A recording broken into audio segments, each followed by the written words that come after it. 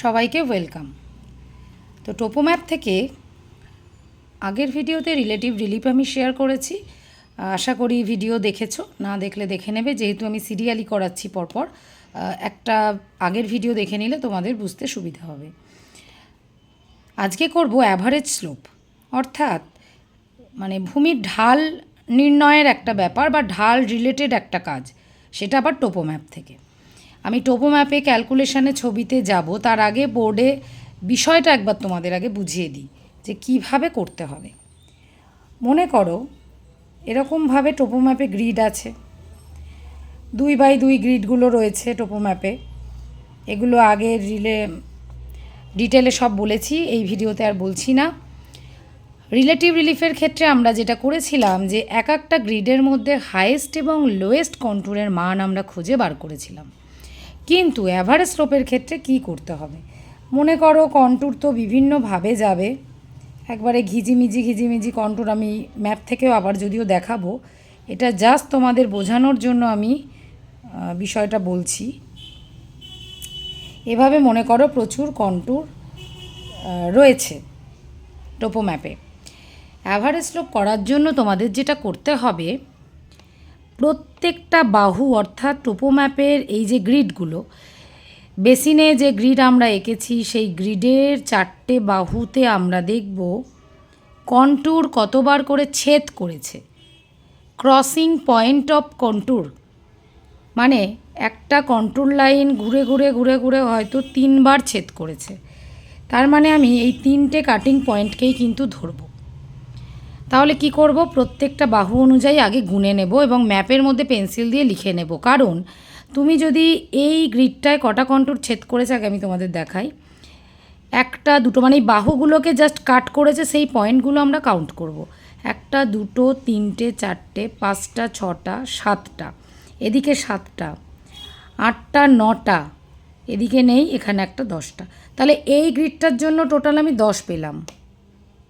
আবার আমি পরের গ্রিডটা গুনছি, এরকম করে আবার এই গ্রিডটা গুনবো।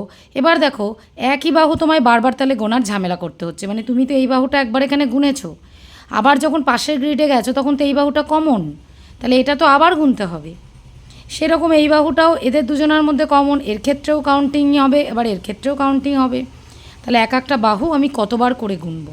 এভাবে যে মিডিলে যে গ্রিডটা পড়ছে, মনে করো মাঝখানে যে গ্রিডটা পড়ছে, এর সময় একবার গুনবো, এর সময় প্রত্যেকবারই একবার করে একই বাহু 4বার করে গুনবো।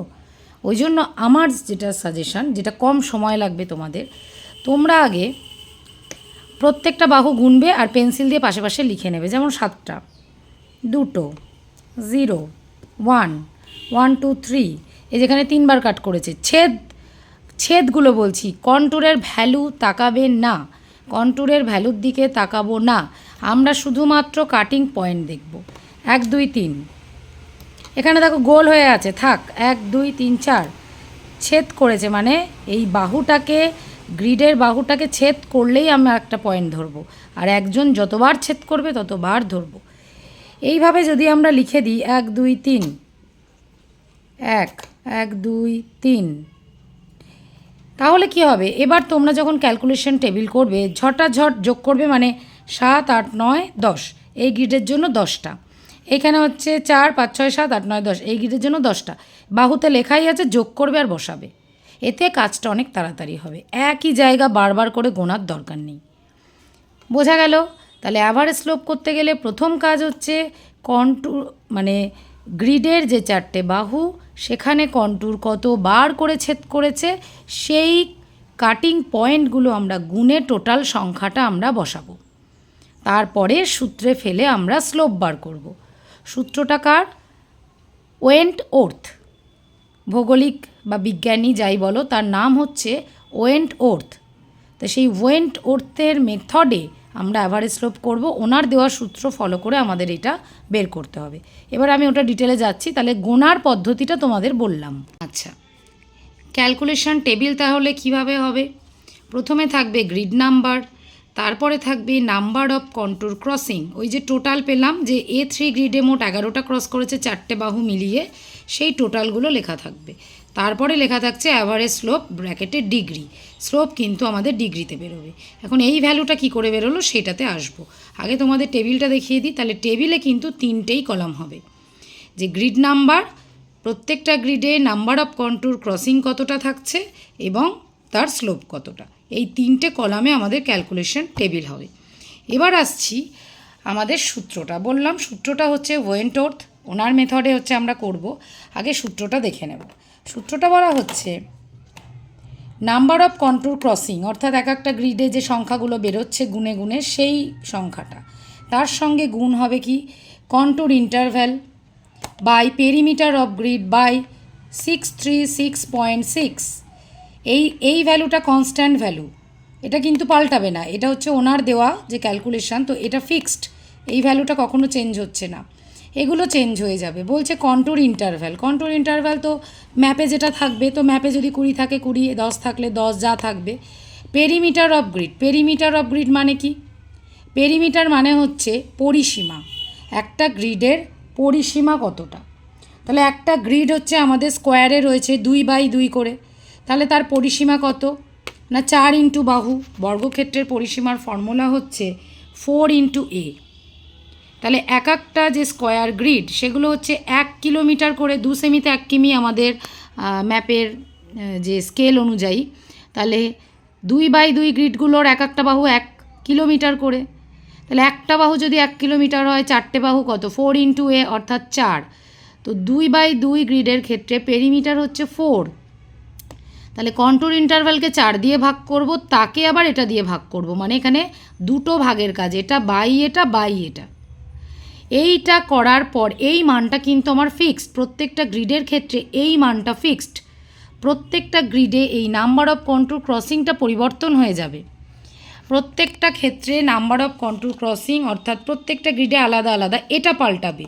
কিন্তু এই যে contour interval, perimeter of grid আর এই যে ভ্যালুটা, এইটা যদি আমরা আগে বের করে ক্যালকুলেটারে স্টোর করে নিই, মানে সেভ করে নিই, তাহলে বারবার বারবার এই ভাগ করে করে গুণ আমাদের করতে হবে না, একেবারেই এই কন্ট্যুর ক্রসিংয়ের সংখ্যা তার সঙ্গে যে স্টোর করা মানটা গুণ করলেই আমার অ্যান্সার বেরিয়ে যাবে।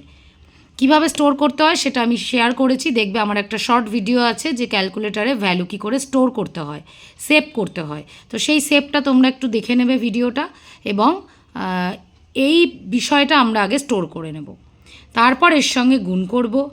আমি ইকুয়াল টু দিয়ে দিয়ে ফর্মুলা লিখেছি যাতে তোমাদের করতে ভুল না হয়, একটা ইকুয়াল টু না দিলে কিন্তু সিনট্যাক্স এরর দেখাবে, ভ্যালু বেরোবে না।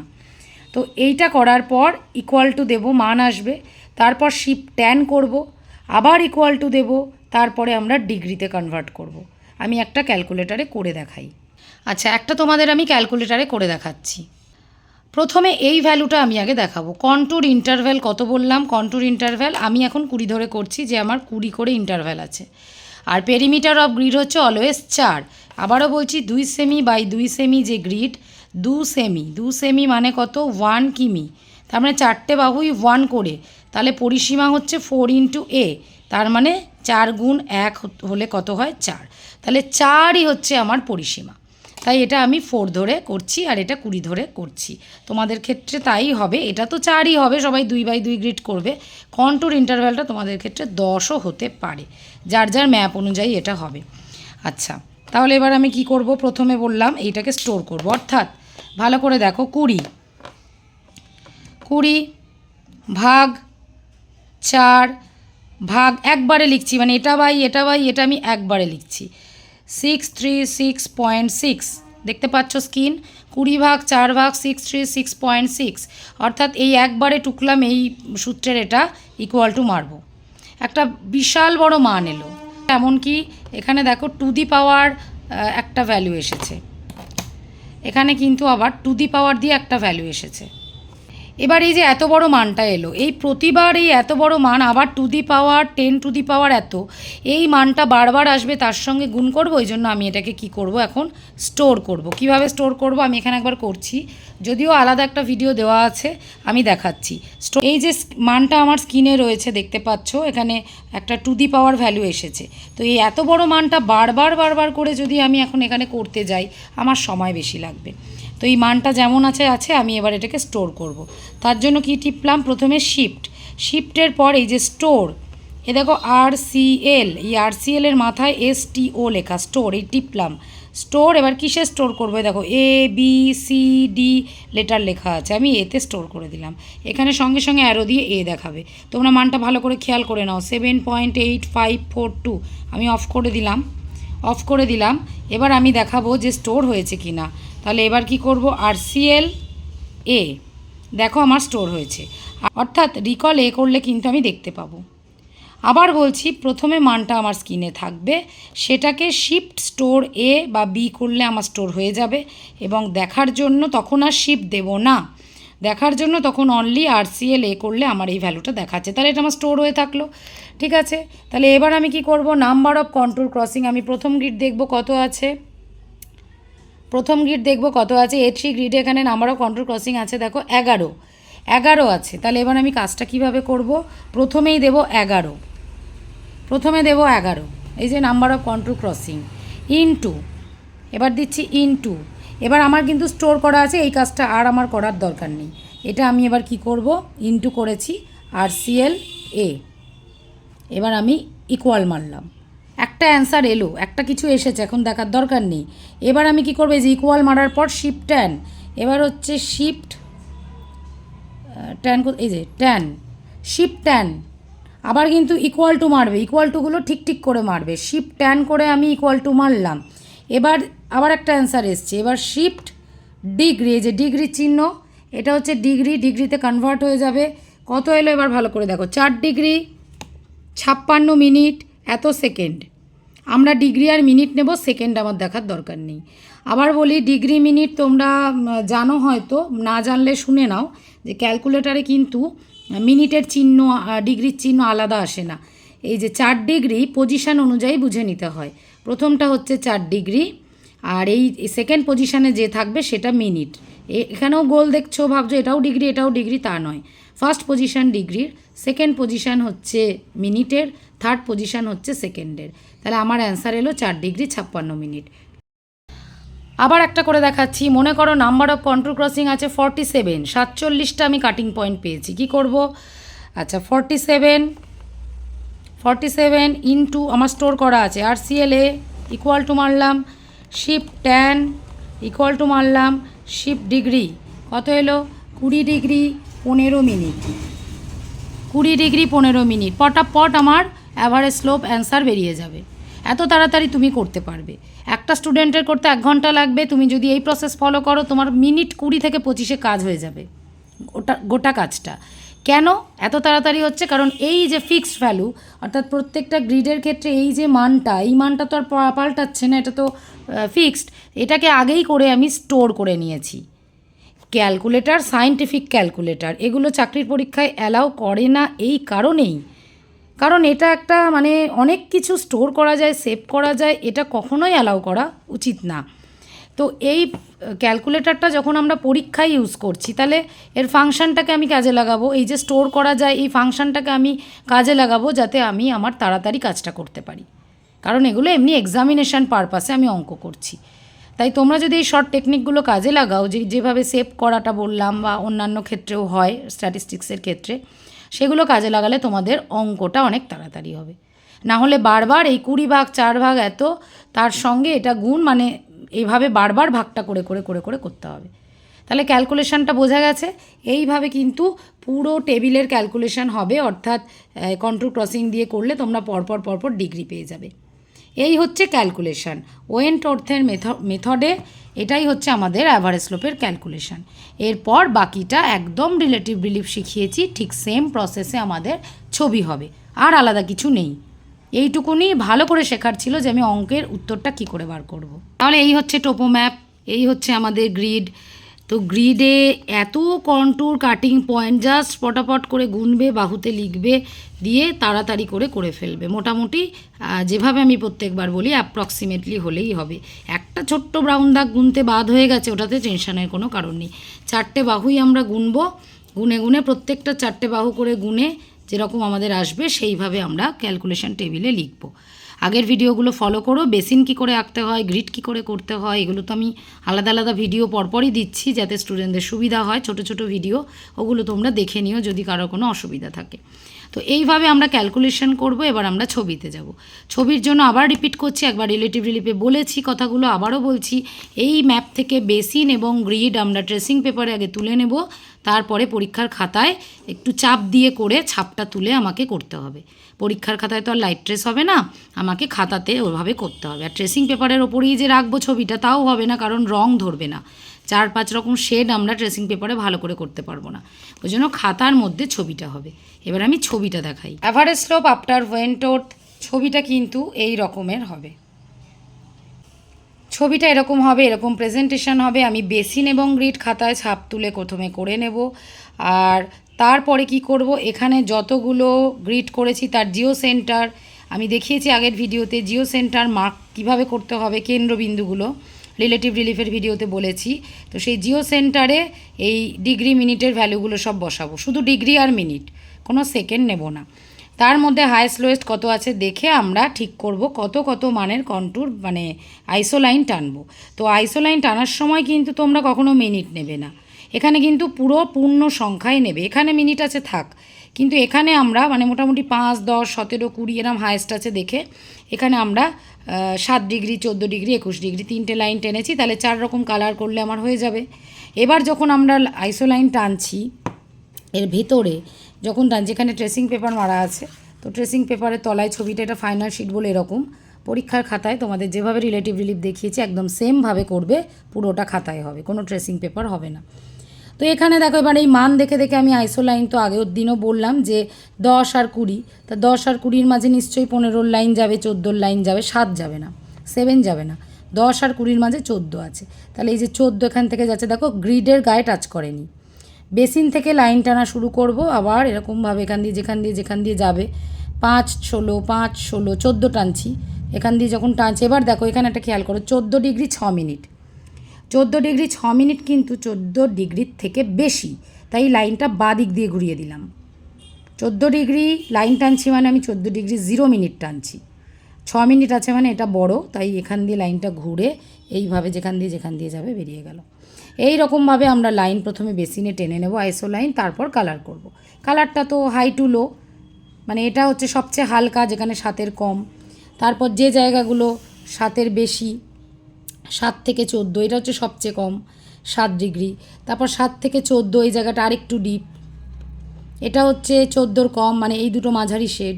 তারপরে হচ্ছে সব থেকে ডিপ শেডটা, মানে ডিপ না 3 নম্বর শেড, আর এটা হচ্ছে একদম 21-এর বেশি হাইয়েস্ট শেড। 4টে কালারের শেড আমরা এখানে করব। তোমরা পেন্সিল কালার ইউজ করবে, পেন্সিল কালার দিয়েই করবে, কোনো রকম জল রং করবে না।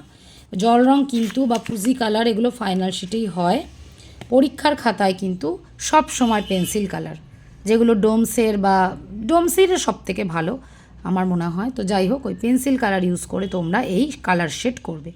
আর কালার করার ক্ষেত্রে একটা নিয়ম বলি, সবার আগে গায়ের জোরে ঘষে ডিপটা করবে, তারপর আরেকটু হালকা ঘষবে, তারপর আরেকটু হালকা ঘষবে, আর লাস্টেরটা প্রায় সাদার মতো থাকবে। ওই আঙুলে করে একটু ঘষে আঙুলে করে এরকম বুলিয়ে দিলেই দেখবে এটা একটা হালকা শেড এসে গেছে। এভাবে করলে তোমার ভালো হবে। আগে যদি লোটা করতে যাও ডিপ করে ফেলবে, এবং তারপর করতে করতে গিয়ে দেখবে আর ম্যানেজ করতে পারছো না। ওই জন্য অলওয়েজ কী করবে, হাইয়েস্টটা আগে করবে, তার থেকে একটু কম, তার থেকে একটু কম, এবং পেন্সিল কালার রাবার দিয়ে ইজিলি মোছাও যায়। তো ওইভাবে করলে সুন্দর শেড আসবে। প্রথমে ডিপটা করবে, তাহলে লাস্টে গিয়ে এটা সাদা সাদা থাকবে। প্রথমেই যদি করে ফেলো তাহলে গন্ডগোল। তো হাই টু লো করবে, সুন্দর কালার আসবে। ম্যাপ নাম্বার অবশ্যই দেবে। আচ্ছা, বেসিনের একটা কর্নারে ল্যাটলং দেবে, আর এরকমভাবে স্কেল থাকবে। তো এইভাবে হচ্ছে অ্যাভারেজ স্লোপ করবে, এবং এরপরে হবে 3-4 লাইন ইন্টারপ্রিটেশন আমি রিলেটিভ রিলিফের ভিডিওতে ভালো করে বলেছি, শর্টে বলে দিচ্ছি যে এই ছবিটা দেখে ইন্টারপ্রিটেশন হবে।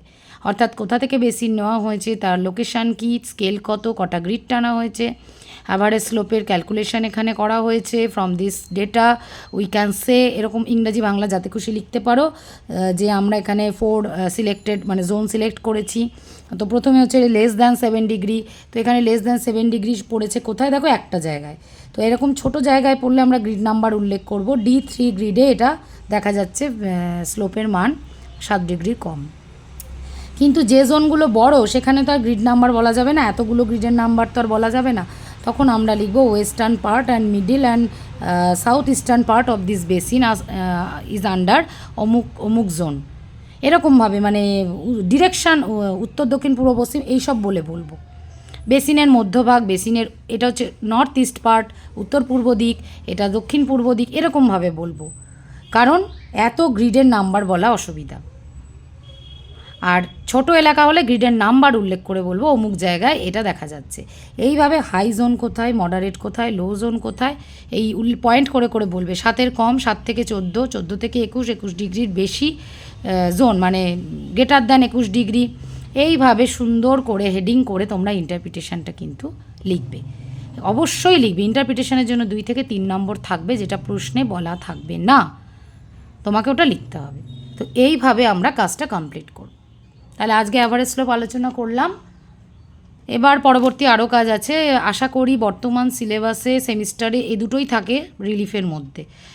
আর অনেক কাজ হয়, আমি তোমাদের প্রথম দিকে লিস্টে শেয়ার করেছি, প্রায় 20-25খানা কাজ হয়। যদি কারোর কোনোটা প্রয়োজন হয়, ডাইসেকশন ইন্ডেক্স বা কোনোটা যদি দরকার হয়, তারা কমেন্ট করো, তবে আমি ওইটা ভিডিও নিয়ে আসবো, নাহলে আপাতত আনছি না, কারণ সিলেবাসে যেগুলো থাকে এই দুটোই থাকে, রিলেটিভ রিলিফ আর অ্যাভারেজ স্লোপ। তাই এই দুটো শেয়ার করলাম। এবার আবার ড্রেনেজ বা অন্যান্য কাজে চলে যাব, যেগুলো যেগুলো সিলেবাসে থাকে।